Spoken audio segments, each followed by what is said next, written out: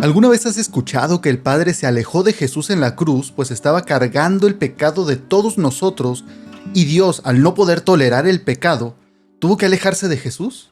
Bueno, yo sí lo he escuchado, y hoy vamos a abordar una de las ideas más problemáticas, y según el autor del libro que vamos a ver, heréticas, que circulan en ciertos círculos cristianos. Esta es la idea: la supuesta separación entre el Padre y el Hijo en la cruz.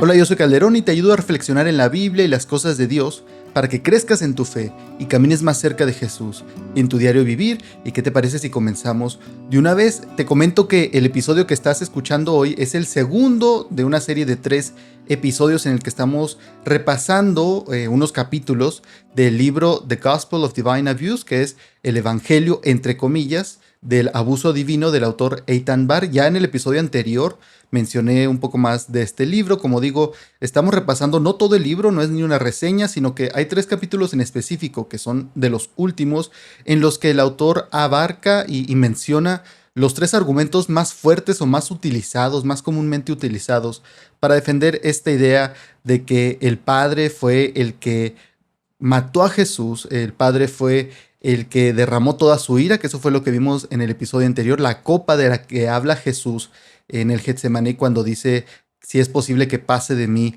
esta copa, y cómo normalmente se refiere o se usa este argumento de que está hablando de la copa de la ira de Dios y que Dios estaba descargando todo su enojo y su ira contra el pecado sobre su Hijo Jesús. Yo ya leí este libro completo y pues me gustó, y en vez de hacer un episodio sobre el libro, quise hablar sobre estos argumentos que me parecieron, muy interesantes. Entonces, hoy vamos a ver este segundo punto o segundo capítulo, que son 3, donde vamos a estar viendo el problema planteado, que es el siguiente, ¿no? Voy a estar haciendo referencia de pronto al episodio anterior, pero realmente si te llama la atención el tema, te animaría a que lo escuches también. No necesitas escucharlos en orden, no es como que se vayan construyendo un argumento sobre el otro. Sí se repiten algunas ideas y en algún episodio explicaré mejor una idea que otro para no ser tan repetitivo, pero no necesitas escucharlos en orden por si te interesa este episodio y este tema, y espero la siguiente semana traerte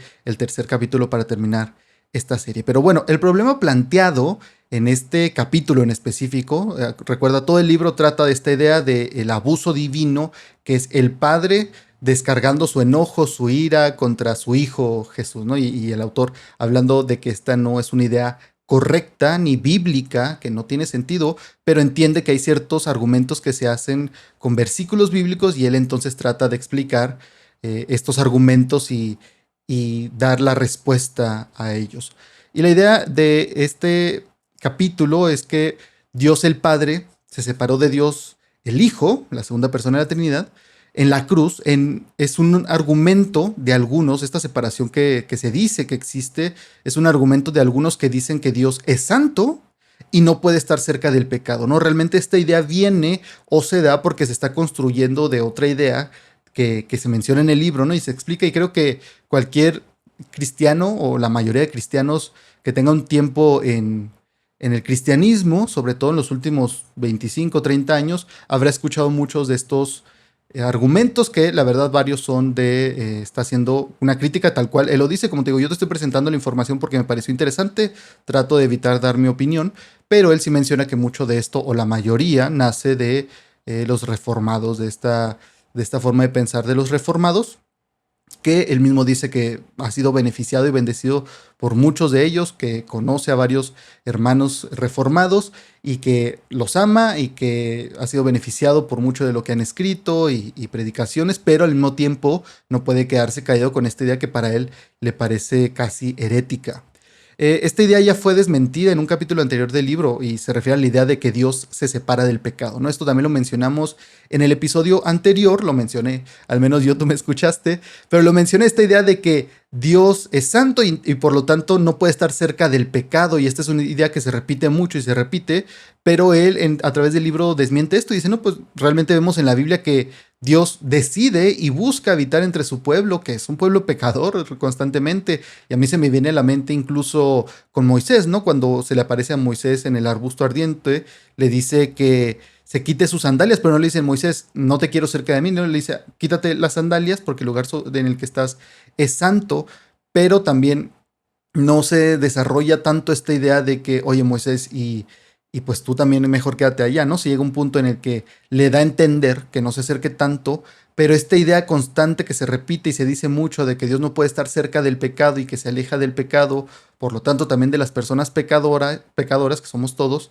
esta idea, dice él, no se da realmente en la Biblia. Si la vemos por completo, es Dios acercándose al pecador constantemente, sabiendo su estado de pecado, y de hecho lo vemos con Jesús, esto lo menciona él, como cuando viene en carne, Jesús se acerca a los pecadores y él no es contaminado por los pecadores, al contrario, él extiende esta limpieza que él tiene y es por eso que los sana, los transforma, toca a leprosos y en vez de ser el impuro, los hace a ellos puros en el sentido de que les quita esa enfermedad de la piel, que no sé si sabías, pero en la Biblia cuando se habla de lepra no es como nosotros hoy en día hablamos de la lepra, realmente bíblicamente este término se refiere a varias enfermedades de la piel, no a lo que nosotros limitaríamos solamente como lepra. Pero bueno, esta idea dice que ya fue desmentida en otra parte del libro y la mencioné también en el episodio anterior, pero el enfoque de hoy, y en el capítulo que vamos a ver, y este capítulo que analicé y que leí, dice que es la inseparabilidad de la Trinidad. Y digo, dice que, pero yo lo escribí, pero es el enfoque de hoy, es la inseparabilidad de la Trinidad. Eso es lo que vamos a estar viendo hoy, que es algo interesante.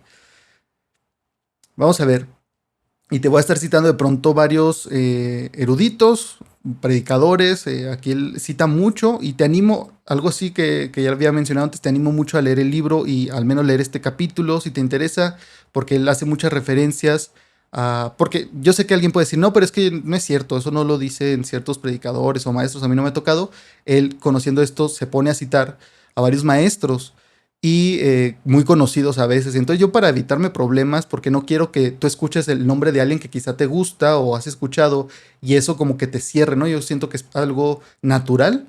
Y quizá no es algo lógico que pensemos, pero sí nos cierra si escuchamos que están diciendo algo que no me gusta de alguien que yo sigo o que de alguien que sí me gusta y de quien he aprendido. Entonces voy a evitar mencionar nombres muy conocidos, quizá de algunos que no sean tan conocidos si los menciono, pero en el libro tú puedes ir y ver las citas y él sí menciona los nombres tal cual de todos y estoy más que seguro que vas a ver a varios predicadores que conoces y que quizás has escuchado y que él cita y quizá te sorprenda leer lo que ellos han dicho y que lo dicen no en secreto, ¿no? Acá en conversaciones privadas, no lo dicen en predicaciones, conferencias, él pone hasta las fechas y en qué conferencias lo llegan a decir. Pero bueno, hoy vamos a estar viendo de esta idea que se desprende, esta de que hay separación entre el Padre y el Hijo. Seguramente ya tienes una idea que se desprende de Mateo 27:46, donde Jesús dice ya en la cruz, Dios mío, ¿por qué me has desamparado? Y yo sé que seguramente tú has escuchado estudios bíblicos y predicaciones sobre este versículo y vas a ver o vas a escuchar varias cosas que ya conoces, pero también cosas que quizá no habías comprendido o no te habías puesto a meditar. Mucho de esto viene porque no leemos el contexto completo, ¿no? A veces no leemos todo el capítulo o todo el salmo, en este caso, que va a hacer referencia al Salmo 22. Entonces va a ser muy interesante. Eitan Bar comienza este capítulo mencionando un debate teológico donde un teólogo están hablando de esto, llegan a este punto y para hacer notar o para hacer defender su punto cita esto, ¿no? De que no, ven, claro que sí, sí hubo separación entre el Padre y Jesús por esta idea de la santidad de Dios y cita a Mateo 27:46 como para decir se acabó el debate, ¿no? Ahí está más que claro. Y él menciona una diferencia quizá cultural, como él nota en esto, porque acuérdate que él es judío o era judío y se hizo seguidor de Jesús, no deja de ser judío en lo cultural, ¿no? Su origen, pero en la religión se hizo cristiano. Y él destaca la diferencia entre citar un verso para terminar un debate, como trata de hacerlo este teólogo, se llama Roger Olson, que eso se da en el cristianismo, dice el que le ha tocado ver varias veces eso, ¿no? Gente que, como para terminar el debate, dicen un versículo como ahí está, ya no digas nada. Dice, pero en el judaísmo lo que yo llegaba a ver era lo opuesto, que la gente citaba versículos para empezar el debate. Es decir, él cuando vio esto, la persona dice este versículo y como que ya no dice nada más, como diciendo, se acabó, gané. Y él lo que había visto en el judaísmo era lo opuesto, que una persona citaba un versículo para empezar a hablar de esto, no para decir se acabó el debate. Y esto, pues dice, nos invita a profundizar, quizá como vemos a veces el uso de los versículos o los pasajes bíblicos, que no es o no debería ser para decir, ahí dice, y no vamos a meditar en él, no lo vamos a analizar, eso dice y se acabó. Y bueno, vamos a ver la conexión lógica, esta idea que cómo se deriva paso a paso para llegar a esta idea de que el Padre se separó de Jesús en la cruz. La primera idea es como lo que había mencionado, ¿no? Que Dios odia el pecado. Ya los pecadores, esto es muy claro que estos maestros, los que enseñan esta postura, mencionan y enseñan tal cual, no es nada oculto, que sí, Dios odia el pecado porque Él es santo, y por lo tanto también odia al pecador. Y seguramente tú has escuchado esta frase, ¿no? De que hay que odiar el pecado, pero no al pecador. Y él en un capítulo del libro dicen, o sea, sí, eso hemos escuchado algunos, pero muchos maestros reformados dicen, no, esa cita está mal. Dios odia al pecado y al pecador, a los dos. Y si no me crees, te animo a que busques y seguramente si has escuchado tú ya algún maestro reformado, en algún punto de tanto escucharlo, seguramente si has escuchado eso y quizá tú lo escuches y dices, claro, pues es que así es. Y tiene una idea lógica en el sentido de que tiene una idea que se sigue y se sigue y se sigue para llegar a ese punto, no sale de la nada tampoco. Dice que él, entonces, por lo tanto, ya que esto es, usando esta lógica, Dios debe separarse de los hombres. Y aquí se va construyendo esta idea de por qué el Padre se separa de Jesús. Y luego la idea número 2 es que como Jesús tomó nuestro lugar, ¿no? Ya tenemos esta idea de que Dios odia al pecado y por lo tanto también a los pecadores y se aleja de los hombres por esta idea, por esta razón. Entonces Jesús, como Él tomó nuestro lugar, el Padre tuvo que separarse del Hijo. O sea, es la lógica, ¿no? Un paso te lleva al otro. Y que la ira de Dios se volcó sobre Cristo, matándolo a Él en lugar de a nosotros. Esto, como te digo, ya lo mencionamos en el episodio anterior. Y luego él cita a varios maestros o teólogos que dicen cosas referente a esto, ¿no? Por ejemplo, Wayne Grudem dice, finalmente fue separado de la dulce comunión con su Padre Celestial, hablando de Jesús, que es de ojos tan puros que no puede ver el mal, ¿no? Es decir, si tú piensas que esto se lo está inventando el autor, él cita, y varias de estas personas son muy conocidas y han escrito, por ejemplo, en Coalición por el Evangelio y varias publicaciones muy conocidas. Y dice, la conclusión de esta teología es que al torturar a Jesús, el Padre, Dios liberó su ira, descargó su ira, y nosotros ya no estamos separados de Él, ¿no? O sea, Jesús se separó del Padre en la cruz para que nosotros ya no nos separáramos de Él. También cita a Thabiti Anyabwile, que yo creo que es tipo africano el nombre y el apellido, pero él dice que la ira espiritual del Padre ocurre en lo profundo de la deidad misma. No nos atrevemos a especular para no blasfemar, es lo que él dice, pero algo fue rasgado en la misma tela de la relación entre el Padre y el Hijo. La antigua y eterna comunión entre el Padre y el Hijo fue rota mientras la ira divina caía como 1.000.000 de Sodomas y Gomorras. Esta es la postura que ellos tienen. Y él dice algo bien curioso y chistoso en parte, después de citarlo, dice que esta persona dice, no nos atrevemos a especular para no blasfemar, dice, pero termina siendo precisamente eso, termina llegando a una conclusión que raya en la blasfemia por especular en esto, porque la Biblia no dice como tal. Esto se llega a esta conclusión siguiendo una idea lógica o un proceso, entre comillas, lógico, y dicen, ok, si esto es así en el punto A, y con los hombres y el pecado, entonces debe ser lo mismo con Jesús. Pero pues para empezar, él afirma que el punto de partida ya está incorrecto.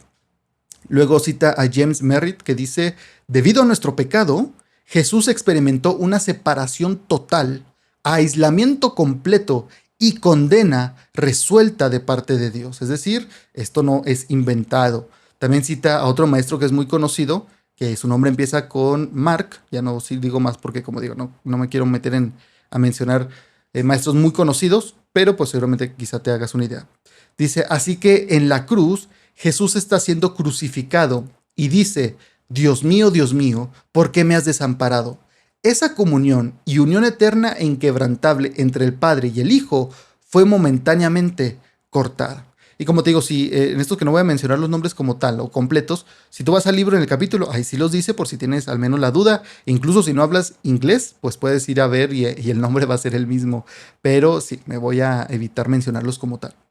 Entonces te puedes dar cuenta que esta postura no se la está inventando, él lo cita para decir, vean, esto es realmente lo que ellos afirman, no estoy yo exagerando, no estoy yo llegando a conclusiones que no son las verdaderas, estoy diciendo simplemente lo que ellos dicen y lo cita porque pues él comprende que para algunas personas pueda sonar como que eso no es realmente lo que están enseñando y lo pone en palabras claras para que quede claro su postura, la de ellos y la de él, ¿no?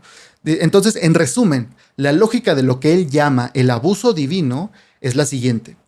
El pecado hace que Dios se llene de ira, odio y furia hacia la humanidad, ¿no? Y todo esto podría ser odio santo, ira santa, puedes ponerle esos títulos, está bien, pero se llena entonces Dios, el pecado hace que Dios se llene de ira santa, por así llamarlo, una furia hacia la humanidad. Por lo tanto, Dios debe separarse de la humanidad, de lo contrario, la destruirá porque Él es santo. Número 3, Dios, el Hijo, sustituyó a la humanidad al asumir esa separación y absorber el odio, que eso lo vimos en lo de la copa del episodio anterior, al absorber el odio, la ira y la furia de su Padre hacia nosotros en nuestro lugar, es decir, ellos dirían, bebió la copa de la ira de Dios. Y número 4, de este modo, Dios nos salvó de sí mismo. Es decir, Dios el Hijo se pone en medio para recibir la ira del Dios el Padre y así protegernos de sí mismo. Para él esto dice que ya es una falacia lógica, ¿no? Que no tiene ni sentido eso, que Dios nos está salvando de él mismo, porque el Padre se enoja tanto que el Hijo toma su ira y entonces Dios nos salva de Dios. Esto lo expresa él como que el Padre, lleno de ira santa, castigó al Hijo y lo expulsó de la Trinidad en un momento, y esto suena muy, muy raro y suena como herejía, y él dice, pues sí, porque lo es, ¿no? Pero hay esta separación de la Trinidad, convirtiendo en ese momento, cuando hay esta separación, dicen ellos, convirtiendo a la Trinidad en una binidad temporal, es decir, solo el Padre y el Espíritu Santo, que él, para que no te sorprendas, él dice que esto es una herejía tal cual, ¿no? Entonces pasa a refutar esta separación y habla de las implicaciones teológicas y filosóficas de esta postura. Dice que no se puede sacar un versículo de contexto, hablando de Mateo, de Dios mío, ¿por qué me has abandonado? Dice que no se puede sacar un versículo de contexto para establecer una doctrina, menos aún sobre el trinitarismo, que aunque quizá tú no lo habías considerado así, cuando se utiliza este versículo para dar este argumento de la separación del Padre y el Hijo, pues está haciendo una afirmación sobre la Trinidad, ¿no? Una separación que hay ahí en la Trinidad. Y él dice que esto lleva a aguas profundas y peligrosas de la herejía, tal cual. Y entonces él menciona del triteísmo, que es una antigua herejía del siglo VII. Esta idea es que el Padre pudo volverse contra el Hijo, odiarlo, torturarlo y desconectarlo, separarlo, por así decirlo. Obviamente todo esto por odio al pecado, no por odio a su Hijo nada más, sino porque él estaba cargando el pecado. Dice, y esto implica que la Trinidad es como un grupo de 3 dioses, básicamente, 3 dioses individuales que pueden atacarse o volverse uno contra el otro. Dice él, esto es a lo que estaría apelando esta postura y eso pues no tiene sentido y es una herejía que ya se había visto antes. Claro, esto ya lo digo yo, que si le preguntas a estas personas que tienen esta postura van a decir que claro que no, que eso no es lo que están diciendo. Él lo que está haciendo es un argumento, es decir, bueno, si tú dices esto, mira, déjame te digo cuáles son las consecuencias o cuáles son los problemas lógicos y teológicos de que tomes esa postura, aunque tú digas, no, pero es que eso no es lo que estoy diciendo, esa es una consecuencia lógica de lo que estás diciendo. Y luego aquí cita a varios teólogos, cita a Thomas H. McCall, que dice, las visiones de una Trinidad rota, entre comillas, y entre comillas, Dios contra Dios, chocan con las doctrinas de la impasibilidad divina y la simplicidad, así como con la doctrina de la Trinidad. Según la ortodoxia cristiana, ni siquiera es una posibilidad que la Trinidad se rompiera. Decir que la Trinidad está rota, incluso temporalmente, entre comillas, es implicar que Dios no existe. ¿Por qué? Porque no existiría o se rompería esta Trinidad. Luego cita a Joshua M. McNall, que dice, enfrentar al Padre contra el Hijo va en contra no solo del carácter amoroso de Dios, sino también de la doctrina de la Trinidad. El Padre no está castigando al Hijo, más bien el Padre, el Hijo y el Espíritu están trabajando en perfecta armonía para producir la salvación. Y esto también me parece muy interesante y bueno que él cita teólogos y eruditos en este campo, en la teología, porque yo sé que muchas personas dirán, es que yo he escuchado a estos maestros que dicen esta otra postura que tú dices que no es cierto y que, bueno, que el autor, ¿no? Porque yo no estoy aquí dando mi opinión, que el autor dice que no es cierto y que están mal. Y yo siempre los he visto a ellos y los he escuchado de ellos mismos y otros hermanos, que pues ellos son los que tienen la sana doctrina. ¿Cómo me vienes tú a decir que ellos van a estar mal lo que enseñan si yo siempre los he visto y me han dicho y yo creo que esa es la sana doctrina? Bueno, aquí esto puede servirte quizá para darte cuenta que esa idea de la sana doctrina, pues para mí es un término que ellos han utilizado y básicamente han tomado para usarlo con ellos nada más y que cualquiera que no esté de acuerdo con ellos, pues decir, no, es que esa no es sana doctrina o ha ido en contra de la sana doctrina. ¿Y cuál es la sana doctrina? La que nosotros decimos. Y entonces, pues está bien, ¿no? O sea, cada quien podrá tomar su opinión y está bien que tengamos opiniones basadas en la Biblia y tengamos fuertes convicciones, eso no me parece mal, pero también es bueno que puedas ver que hay otras posturas dentro del mundo cristiano y que no porque alguien diga algo que ese pastor o ese maestro o esa persona que conoces desde hace años y que tiene libros y lo que sea, y que no porque alguien diga lo opuesto significa que esa no es sana doctrina. Hay que tener cuidado con esas ideas y el uso de ese tipo de frases y palabras, porque luego se vuelve a cerrar, se llega a cerrar y dice, no, es que sana doctrina es nada más los de nuestro grupo y los que nosotros decimos, ¿no? Que es luego de pronto lo que ha llegado a suceder con ese término. También cita a John Stott. Yo sé que varios de ustedes habrán escuchado de John Stott. Y él menciona y cita a John Stott diciendo, no debemos entonces hablar de Dios castigando a Jesús o de Jesús persuadiendo al Padre, a Dios, porque hacerlo es ponerlos uno contra el otro si usamos estos argumentos. Y luego entonces también menciona esta idea de la imposibilidad de la muerte de Dios. Dice que si hubiera habido una separación, que ahorita vamos a llegar al análisis del texto, esto es como que estos son argumentos lógicos y filosóficos previo a llegar al texto siquiera.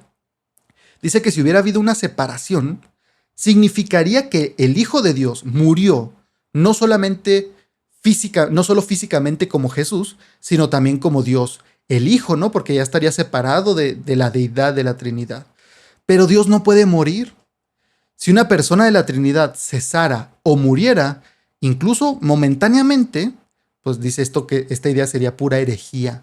La Trinidad posee la misma sustancia divina y no puede odiarse, castigarse o dañarse mutuamente. Y luego él pone una metáfora, usa una familia de ejemplo, que dice es una familia en un vecindario, que si has visto Malcolm el del medio, sería lo opuesto a la familia de Malcolm el del medio. Esto quizás te ayude a recordarlo mejor, ¿no? Estos ejemplos un tanto exagerados y ridículos es lo que nos ayuda a recordar las cosas precisamente porque son absurdos. Pero si has visto la serie de Malcolm el del medio, hay un capítulo en el que la familia regresa de un viaje en el que andaba, o sea, se iban a ir por varios días y regresan antes de tiempo, ya ni me acuerdo por qué, y regresan y hay una fiesta en todo el vecindario y están todos bien felices y dice que es la fiesta, quién sabe, número quién sabe qué, que se hace cada año, anual. Y ellos dicen, oye, nunca nos había tocado. Qué padre, ¿no? Y es como una kermés, aquí en México sería como una kermés así en la calle y participan y todo esto. Y se dan cuenta que esto lo hacían porque los vecinos se alegraban de que ellos no estuvieran y entonces se alegraban tanto que tenían una fiesta, ¿no? Una kermés ahí en esos días. Entonces él pone de ejemplo una familia opuesta.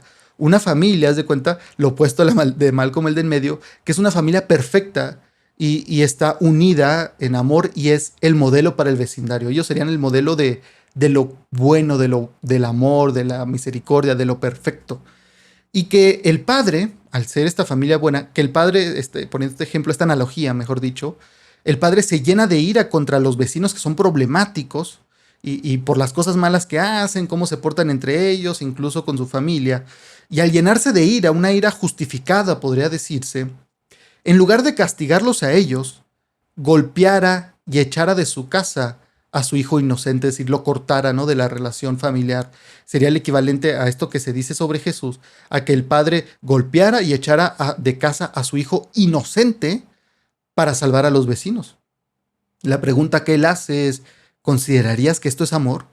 ¿Lo verías esto como un ejemplo a seguir o llamaríamos a los servicios de protección infantil? Esto lo dice y lo pone de esta manera para resaltar que Dios no puede odiarse a sí mismo, que no puede haber esta división que se menciona y que ni una persona de la Trinidad puede separarse de las otras.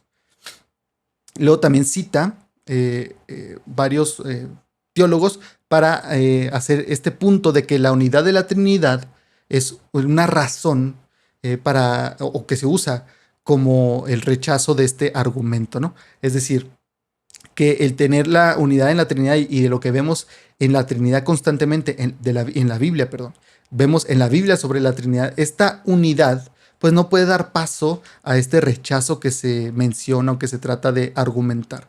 Cita, por ejemplo, a Glenn Crader, que dice, Dios difícilmente podría abandonarse a sí mismo sin ir en contra de su propia palabra y destruir la armonía y la unidad en la deidad.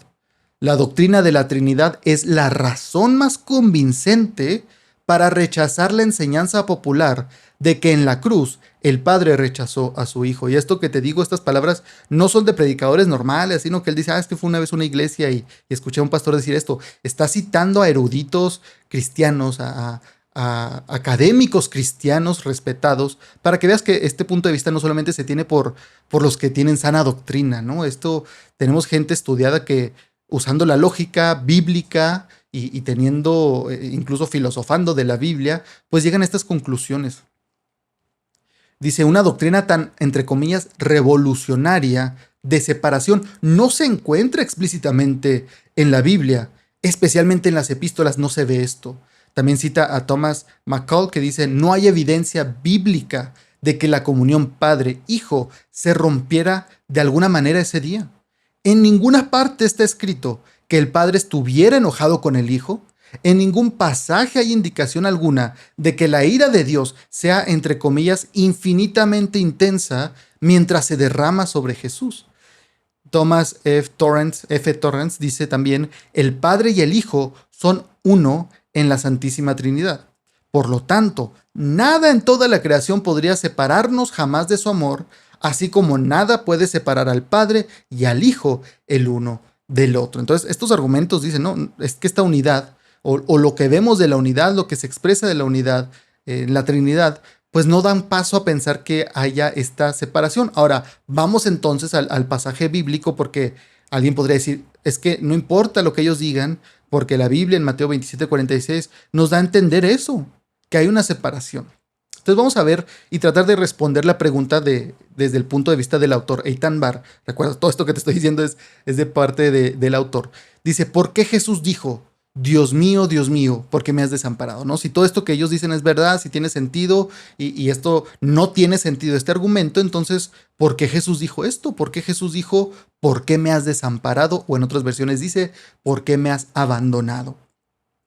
Bueno, habría que ver también, él dice, la segunda oración de Jesús, la cual viene inmediatamente después en Lucas 23:46. Recuerda que estos son Mateo, Lucas, Marcos, son de los evangelios sinópticos, vistos al mismo tiempo, es lo que significa, y pues están viendo lo mismo, ¿no? Entonces, en Lucas 23:46, tenemos que después de que dice esto Jesús también dice, Padre, en tus manos encomiendo mi espíritu. Y entonces Eitan Bar dice que esto no suena a separación ni a ira. Que estas palabras de Jesús suenan más como un entregar, ¿no? Alguien, un padre con su hijo en sus manos y que dulcemente o tiernamente le dice, Padre, en tus manos me entrego. Dice, aquí no suena como que estuviera en ese momento sucediendo una separación una separación cósmica, ¿no? Que tiene implicaciones muy grandes, ni una ira, sino que suena a entrega y confianza en los brazos, de un padre amoroso. La metáfora del padre que abandona, entre comillas, a su hijo moribundo para que otro viva, no es una separación de amor, sino una permisión del sufrimiento necesario para la vida. Es decir, no está diciendo que Aquí cuando el padre abandona, entre comillas, que ahorita va a explicar mejor a qué se refiere este término, no es una separación de amor, no está diciendo, no, me separo de ti, no puedo estar cerca de ti, no, sino que está permitiendo este sufrimiento que es necesario para que haya vida, y que de esto también hablamos en el episodio anterior, que la ira de Dios se muestra como permitir que pase, ¿no? Básicamente que Dios quita su mano de protección para que sucedan cosas. Esa es la ira de Dios, no Dios activamente castigando a las personas, a las naciones, o en este caso, a su hijo. Él dice que la especulación de una separación cósmica es contradicha por esta segunda oración, que muestra una reconciliación, ¿no? Que esta segunda oración que hace Jesús, la de Padre, en tus manos encomiendo mi espíritu, no parece estar en armonía con esta idea de que hay una separación entre ellos. Ahora, luego, el punto de Mateo 27:46, no esto que estamos analizando, para esto cita a Fred Sanders. Dice Fred Sanders, en contexto, estas palabras particulares de Jesús en la cruz no ponen en el foco la relación padre-hijo. Pero por alguna razón, es decir, que este versículo realmente no está tratando ni está hablando de la relación entre Jesús y el Padre. No es el punto, pero dice, por alguna razón, son las palabras porque me has desamparado o abandonado las que han capturado la imaginación moderna como si tuvieran algo especial que decir sobre la relación padre-hijo. En otras palabras, Fred Sanders está diciendo que la gente se clava en ese pedazo, en este versículo, e ignora el resto de versículos que han de venir y del Salmo 22 y los que vamos a estar viendo ahorita, y se enfocan en esas palabras para decir que ahí está haciendo una afirmación de la relación padre-hijo, de la primera y segunda personas de la Trinidad. Y él dice, pero no tiene realmente nada que ver ese versículo o lo que está diciendo Jesús, no está haciendo una afirmación de la relación entre ellos, de lo que está sucediendo en su relación. Sí está hablando de algo que está sucediendo, pero no de una separación en su relación como tal. Él dice que la respuesta se encuentra en el Salmo 22, y como te decía desde el inicio, yo creo que si tú has escuchado a alguien predicar o enseñar de este pasaje, de este versículo de Jesús, seguramente en Semana Santa, por ejemplo, seguramente has escuchado que citan el Salmo 22 o que dicen que Jesús está citando el Salmo 22. Y si no lo has escuchado, bueno, esto es de mucha importancia porque quiere decir que Jesús estaba haciendo algo, estaba logrando algo al citar el Salmo 22, porque tal cual lo que dice en Mateo 27:46 es lo mismo que está en el Salmo 22:1. El primer versículo es exactamente lo mismo. Entonces, él dice, Eitan Bar, que esto lo hace a propósito Jesús, porque hay otros versículos, aquí en Mateo 27 también, que están haciendo referencia al Salmo 22, sí, pero no están citados textualmente, o sea, no es exactamente lo mismo. Sin embargo, las palabras de Jesús en la cruz sí son exactamente las mismas que las que encontramos en el Salmo 22:1. ¿Por qué es esto tan importante y relevante para este argumento que él hace en contra de este otro argumento del abuso divino? Bueno, tienes que recordar que esto se nos olvida, como lectores modernos. Olvidamos que en tiempos antiguos, en el tiempo de Jesús y por cientos de años, no había capítulos y versículos en la Biblia. En este caso, el libro de Salmos. No había capítulos y versículos. No sé si te has puesto a pensar en eso, ¿no? ¿Cómo podrían decir? ¿Cómo le hacían para decir, oye, ¿te gusta el Salmo 23? Pues no, ¿verdad? No pasaba. ¿Cómo crees que lo hacían? No, pues probablemente alguien decía, oye, ¿te gusta el Salmo? ¿O cuál es tu Salmo favorito? Ah, pues mi Salmo favorito es ese que habla de que el Señor es mi pastor. Ah, sí, también me gusta mucho, ¿no? Del valle de sombra de muerte, ese mero. Pero no dirían el Salmo 23, ¿verdad? Entonces, esto ya nos da un poco de luz al argumento que hace Eitan Bar sobre esto. Dice que se citaba el inicio de un salmo para dar a entender que se refería a este salmo por completo. No es que Jesús estaba diciendo nada más a ese versículo, no. Como te decía, si quisieras decir que tu salmo favorito era el Salmo 23, pues muy probablemente, y esto es lógico, dirías, el Señor es mi pastor. Y te estaría refiriendo a todo el salmo, no solamente a ese versículo, ¿no? Entonces, él dice que él estaba citando este versículo, lo que hoy conocemos como Salmo 22, para dar a entender que estaba pensando o tenía en mente todo el Salmo 22, no solamente ese versículo. que te animo a que vayas a leer el Salmo 22. Es un poco largo, entonces no lo vamos a leer por completo el día de hoy, pero te animo a que pauses ahorita esto que estás escuchando, vayas y leas el Salmo 22, te toma 3 minutos quizá, y regreses para que tengas un mejor entendimiento y contexto de lo que vamos a estar hablando. Y bueno, el Salmo 22 es una profecía mesiánica bien establecida que describe los sufrimientos del Mesías. Esto lo conocían y lo sabían los judíos desde aquel entonces. No es como que hasta que llega Jesús se entiende. Se sabía y ya se tenía idea de que era un salmo mesiánico, obviamente. Lo que probablemente no entendían y no estaban comprendiendo en ese momento, los que estaban ahí, porque eran en su mayoría los enemigos de Jesús, es que Jesús lo cita porque estaba hablando de sí mismo. Y vamos a ver unos puntos de conexión entre el Salmo 22 y la crucifixión. Por ejemplo, en el Salmo 22, 18 dice, reparten entre sí mis vestidos y sobre mi ropa echan suertes. Es el Salmo 22, 18. Luego en Mateo 27, 35 dice, después de crucificarlo, repartieron sus vestidos echando suertes. Es lo mismo, básicamente, ¿no? Te digo, no las mismas palabras, pero entiendes que está refiriendo a lo mismo. Salmo 22, 7 dice, todos los que me ven se burlan de mí, estiran los labios y mueven la cabeza. Y luego Mateo 27:39 dice, los que pasaban lo insultaban meneando sus cabezas. Obviamente aquí hay que tener en cuenta que Mateo era un hombre judío, inteligente, estudiado hasta cierto punto, y él obviamente, además de que en su evangelio apela mucho a los judíos, es decir, hace muchos argumentos para los judíos, usando frases como, esto era para que se cumpliera lo que estaba escrito. Esto es de acuerdo a lo que dijo el profeta que escribió tal. Él estaba haciendo un argumento a sus hermanos judíos para decirles, oigan, realmente Él es el Mesías, Él es el Hijo de Dios, Él es Dios. Y usa estas frases que él entendía que en la mente colectiva judía iban a resonar, iban a decir, eso me suena. ¿Por qué me suena familiar eso? Claro que no podían ir a sacar su Biblia como nosotros hoy en día para buscarlo, pero sí los hacía pensar. Y sobre todo cuando ellos se memorizaban estos salmos, estos pasajes de la Escritura, era más sencillo decir, mira, yo creo que aquí Mateo, un hombre judío también como yo, estará diciendo que él es el Mesías. Pues claro, ese es el punto. Salmos 22, 8 dice, en el Señor confió, que Él lo rescate, que lo libre, ya que de Él se agradó. Y luego en Mateo 27, 43 dice, ha confiado en Dios, las personas decían, ha confiado en Dios, que lo libre ahora si lo quiere, porque Él dijo, soy hijo de Dios. Al citar entonces el inicio del Salmo 22, Jesús dirige nuestra atención a todo el Salmo 22. Ahora, hay que tomar en cuenta, si ya leíste todo el Salmo 22, es que el Salmo 22 comienza con el sufrimiento causado por hombres malvados. Al salmista, al que está escribiendo, dice, o a quien se toma como el sujeto, está hablando de que él está sufriendo y está sufriendo a manos de hombres malvados. Pero termina este salmo con la vindicación de Dios a través de la resurrección. Llega incluso a decir el salmista, ahí escribe en el Salmo 22, que ha sido escuchado por Dios. Eso hay que tomarlo en cuenta, no hay que quedarnos con, el Salmo 22, versículo 1, no, está haciendo referencia a todo el Salmo, que es lo importante. Sobre esto, Craig Keener llega a escribir, otro erudito, dice, aquí Jesús cita el Salmo 22:1, lo que pudo haber sido parte de la recitación de las Escrituras a esta hora del día que estaba sucediendo en las sinagogas.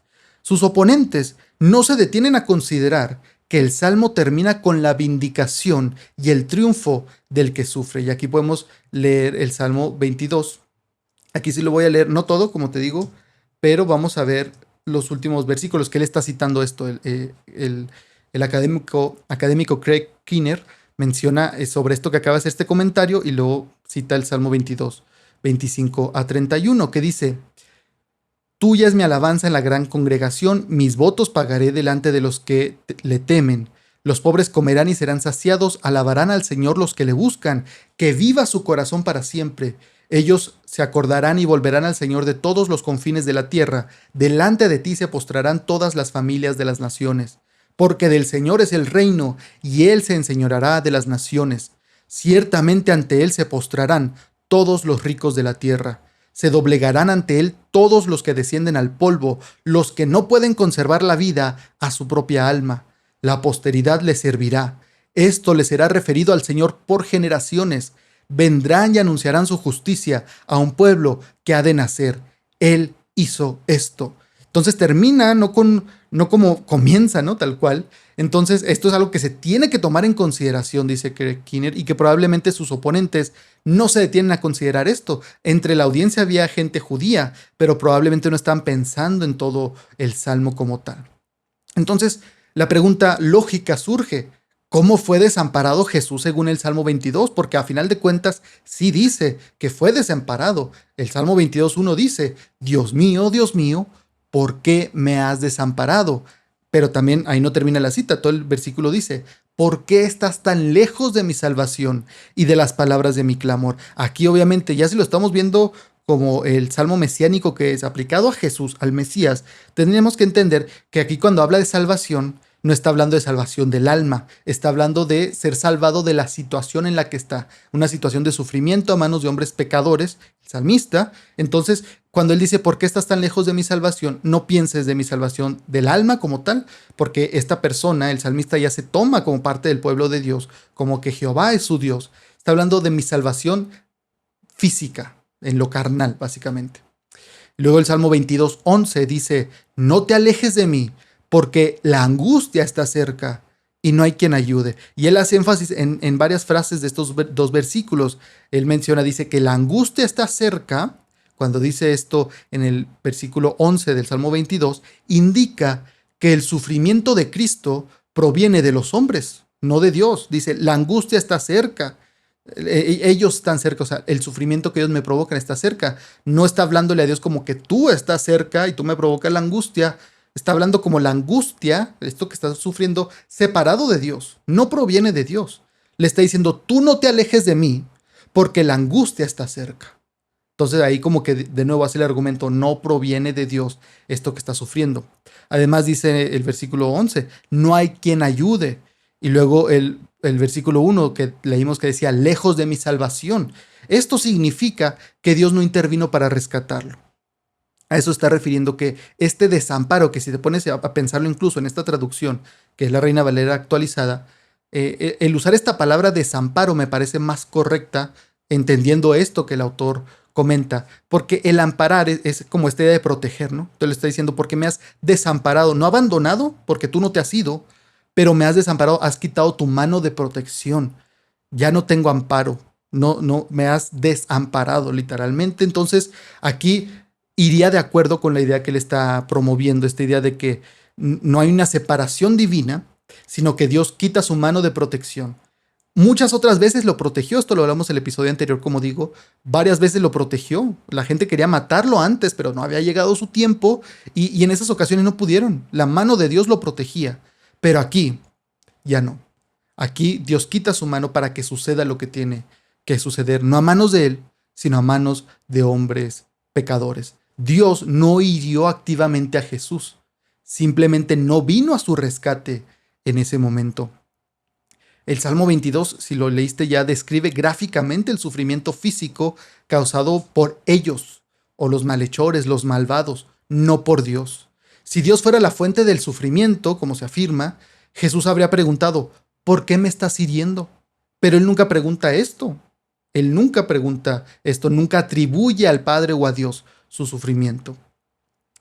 Entonces, la muerte, por tanto, es ajena a Dios. Esto hay que tomarlo muy en cuenta. Hablando ya de la persona de Dios, o el ser de Dios, más bien, en sus tres personas, el Padre, el Hijo y el Espíritu Santo, la muerte es ajena a Dios. Dios no experimenta la muerte.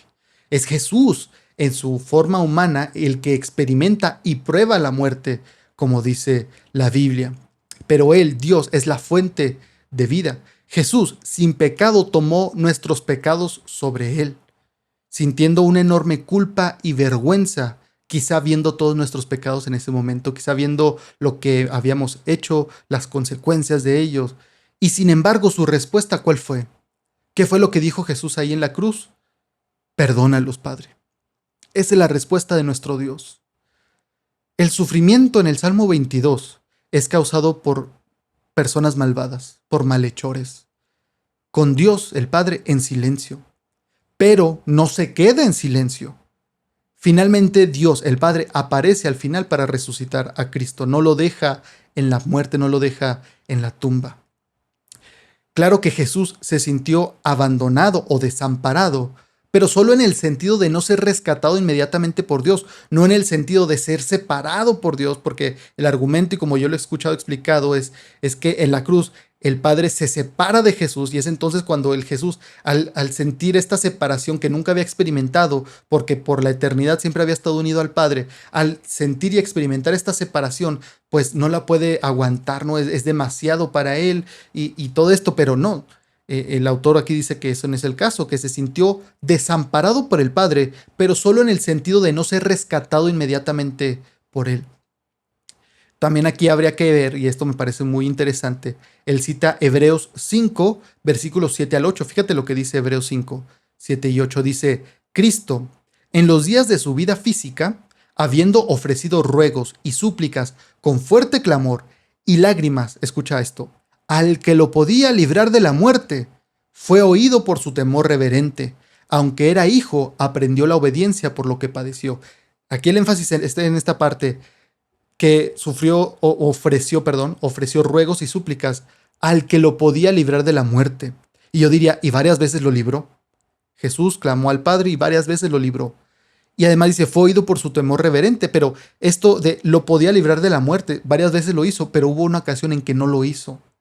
Él clamó, sí, pero el Padre, pudiendo librarlo de la muerte, no lo hizo porque era parte del sacrificio que Jesús estaba haciendo, pero sí fue escuchado. Y el Padre actuó, de hecho, y él dice que o más bien que Dios no libró a Jesús de sus asesinos humanos en ese momento, pero sí lo hizo eventualmente, ya que Dios lo resucitó. Y esto lo vemos también referenciado en el Salmo 22, 24, donde dice, porque no despreció ni desdeñó la aflicción del afligido, ni de él escondió el rostro, más bien le oyó cuando clamó a él. Es decir, sí lo escuchó, pero la respuesta no fue inmediata. Y aquí quisiera que lo reflexiones. El Hijo de Dios, Dios encarnado, la segunda persona de la Trinidad, clamó al Padre y fue escuchado, pero en ese momento no recibió la respuesta. Esto nos enseña a nosotros como sus seguidores que Dios nos escucha y finalmente actuará, incluso si no es inmediatamente. A veces nos desanimamos, nos ponemos tristes porque quizá Dios no responde en el momento o no nos libra de una situación en el momento, pero por favor no tomes eso como que Dios no te escuchó. Dios te escucha, le importas, te ama y va a actuar. No porque no lo haga en el momento que tú esperas o quieres, no significa que no te está escuchando. Sus pensamientos no son tus pensamientos y sus caminos no son tus caminos. No porque Dios no haga lo que tú piensas que tiene que hacer, significa que no está obrando. Y este es un buen recordatorio. Cuando sientas que Dios te está ignorando, que no le importas, que te escucha, pero no le importa y no va a hacer nada, recuerda lo que vivió Jesús. Y recuerda que sin duda el Padre lo oyó cuando clamó a Él. Eso también nos hace pensar, esto de no rescatarlo en el momento, nos hace pensar que el desamparo de Jesús, esto que sufre en la cruz, es similar a cómo Israel fue desamparado en el Antiguo Testamento. Esto, como te digo, lo vimos la semana anterior, o hace 2 semanas ya realmente. Dios retiró su protección debido a la idolatría que ellos realizaban, permitiendo que los gentiles los atacaran, estas otras naciones. Ahora, el Padre retira su mano de protección no por algún pecado que Jesús haya hecho, sino que Jesús se pone en el lugar de Israel y el Padre y de todos nosotros los que venimos a ser injertados, los gentiles, y Él toma esta consecuencia del pecado y Dios quita su mano de protección, ¿no? Es decir, en vez de que Dios quitara su mano de protección del pueblo, dice, no, yo voy a tomar su lugar. Es Jesús el que se pone en la brecha. Fue Él sufriendo a manos de los paganos, de los no judíos. No para apaciguar a un Dios enojado, no para decir, mira, mira cómo me castigan. Ya cálmate, Padre, yo sé que estás muy enojado por el pecado. No es eso lo que está haciendo Jesús, sino para demostrar el amor sacrificial extremo de Dios. Era una muestra de amor, no una muestra de cuánta ira tenía el Padre y necesitaba ser desahogada, sino es una muestra del amor de Dios y su sacrificio. En la cruz, Jesús no citó Salmo 22, el Salmo 22 porque el Padre estuviera enojado con él o para introducir una nueva doctrina de separación trinitaria. No es eso lo que estaba haciendo Jesús. El erudito Thomas H. McCall dice el texto realmente que la Trinidad se rompió? Las respuestas a estas preguntas son sorprendentemente claras. Ni el relato de Mateo, ni el de Marcos dicen ninguna de estas cosas. Ninguno dice que hubiera separación entre el Padre y el Hijo. Esta idea se agarra primero partiendo de la idea de que Dios se separa del pecado porque no lo tolera, y entonces Jesús toma el pecado sobre él, el Padre no puede tolerar verlo, y según esta frase que dice Jesús, vista desde esta postura, pues te hace entender que ahí el Padre se estaba separando de él, pero realmente dice el texto, nunca nos deja ver esta idea, nunca nos hace pensar eso, y solamente lo hace pensar si traes esta lógica, este pensamiento previo y lo implantas al versículo. Él dice, el autor, Eitan Bar, dice, debemos rechazar la doctrina que culpa a Dios de abusar, torturar u odiar a Jesús como una herejía. Dice, esto no debe ser visto como sana doctrina, entre comillas. Y luego toca un tema muy interesante, es una reflexión, citando a un académico, esta reflexión sobre que Jesús fue desamparado por todos, menos por Dios. Aunque en el momentáneamente, Dios quita su mano de protección, el Padre quita su mano de protección, Él fue el único que no lo dejó desamparado. ¿Por qué? Porque Jesús fue abandonado también por la parte humana.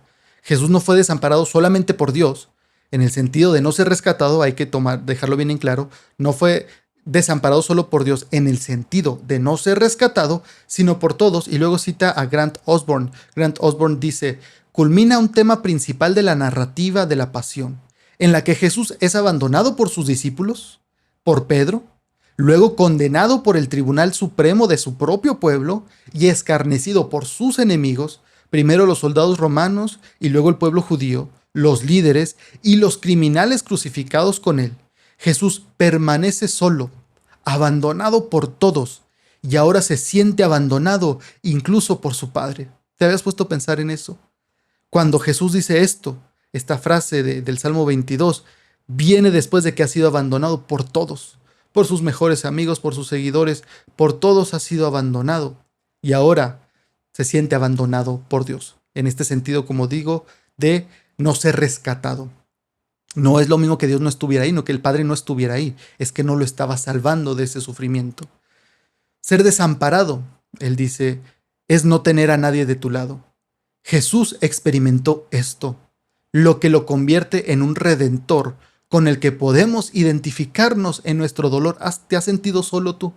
¿Has sentido que nadie te ayuda? ¿Has sentido que nadie te escucha, que nadie le importas? Dice, bueno, tienes un Salvador que te entiende. Tú le puedes decir, Señor Jesús, tú sabes lo que se siente que te abandonen.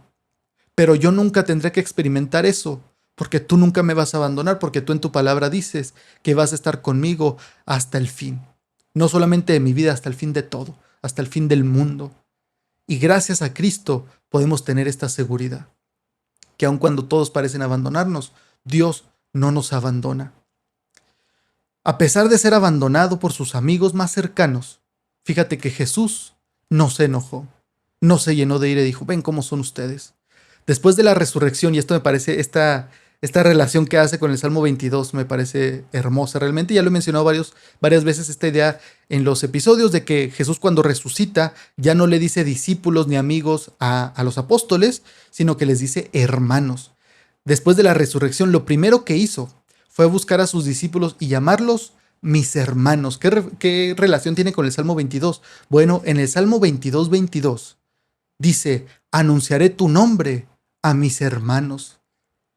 Y aquí Jesús resucita y lo primero que dice es, avísenle a mis hermanos. Que yo resucite, que el Padre no me ha dejado ahí, que el Padre no me dejó en la tumba, que me escuchó y me respondió. A diferencia de la tendencia humana a cortar lazos con quienes nos hacen cosas malas, que pecan contra nosotros, Jesús buscó la cercanía y el amor verdadero. Esta es la respuesta de nuestro Dios. Me desampararon, me abandonaron, me traicionaron, pero yo quiero estar cerca de ustedes. Padre, perdónalos porque no saben lo que hacen. Estas frases que llega a decir Jesús, yo creo que muestran cuando dice, en tus manos encomiendo mi espíritu, Padre, perdónalos porque no saben lo que hacen. Creo que muestran que Jesús no estaba separado del Padre, sino que había una cercanía ahí, pero no estaba siendo rescatado por él. Y es a lo que se refiere cuando dice, ¿por qué me has desamparado? Pero diciéndolo de una manera que debería traer a memoria o hacerte pensar en todo el Salmo 22, el cual al final de cuentas termina victorioso. Y ya para concluir, entonces podemos ver aquí el amor, y quizá te pueda hacer reflexionar sobre el amor sacrificial de Dios.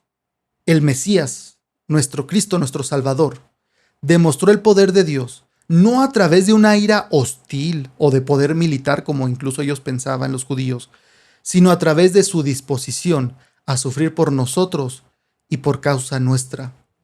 Ese es el amor de Cristo que no se aleja al ver al pecado, sino que hace un esfuerzo enorme, más allá del que nosotros podríamos hacer, para acercarse a nosotros. ¿Acaso eso no te hace sentir amado por Dios? Si tú piensas a veces, no, es que yo sí le entregué mi vida a Cristo, pero ya me alejé de Él y he hecho cosas que no debería y he pecado muy mal y no creo que Dios quiera ni verme. Espero que después de escuchar todo esto digas, Señor, ¿cómo no me voy a acercar a ti si tú has hecho un esfuerzo tan grande por acercarte a mí, para quitar ese pecado, para que yo pueda estar cerca de ti? Y la respuesta correcta, ¿sabes cuál es? Acercarte a Él. No solamente meditarlo, no solamente estar de acuerdo mentalmente en lo lógico, en tu razonamiento, decir, sí, es cierto, yo creo en todo esto. La respuesta correcta y la que deberíamos tener todos es acercarnos a Dios y decirle, si no lo conoces, si no lo entiendes, decirle, Señor, ayúdame a conocerte. Señor, yo quiero conocerte. Yo quiero saber quién eres, cómo eres. Escucho esto y quizá me entran dudas porque yo he escuchado toda mi vida otra cosa, pero yo quiero conocerte. Y cuando lo conoces, en serio, conoces su amor. Podrás tener 1000 cosas en el mundo, podrás tener miles de posesiones, una cuenta bancaria muy grande, o lo opuesto, podrás no tener ni un peso en la bolsa, podrás incluso estar endeudado, pero aún así decir, soy rico, porque tengo un amor que nadie más me puede dar. Tengo una compañía y un amigo, un hermano en Cristo que nadie me va a poder quitar, porque Él sufrió mucho e hizo un gran esfuerzo para llamarme su hermano. Le costó su vida y lo hizo por amor. No para calmar al padre que estaba tan enojado que no podía ni verme, sino que juntos, ideando este plan, la Trinidad, Él entregó su vida. Estaban obrando en perfecta armonía para mi salvación, para traerme a sus pies. ¿Es este el Dios que conoces o quizá todavía no lo conoces? Te animo a que te acerques a Él. Él está esperándote con los brazos abiertos, está cerca de ti, este Dios. Y espero que si te ha interesado esto que has escuchado, te animo a que escuchar el episodio anterior si no lo has hecho, para que puedas comprender mejor este tema que estamos hablando. Y quizá, si todavía estás así como que a la defensiva y dices tú, no sé, yo, mi predicador favorito y los que a mí me gustan dicen otra cosa y no estoy muy seguro, y además todavía queda un argumento que no has respondido y que para mí es el más fuerte. Incluso si dijeras que tienes razón en lo que dijiste la semana o hace 2 semanas, en el episodio anterior, y en este, aunque fuera cierto, todavía hay un versículo que me hace pensar que sí fue el Padre el que estaba castigando a Jesús en la cruz, que sí fue el Padre que derramó su ira sobre él. ¿Sabes cuál es? Isaías 53:10. Con todo eso, el Señor quiso quebrantarlo y lo hirió.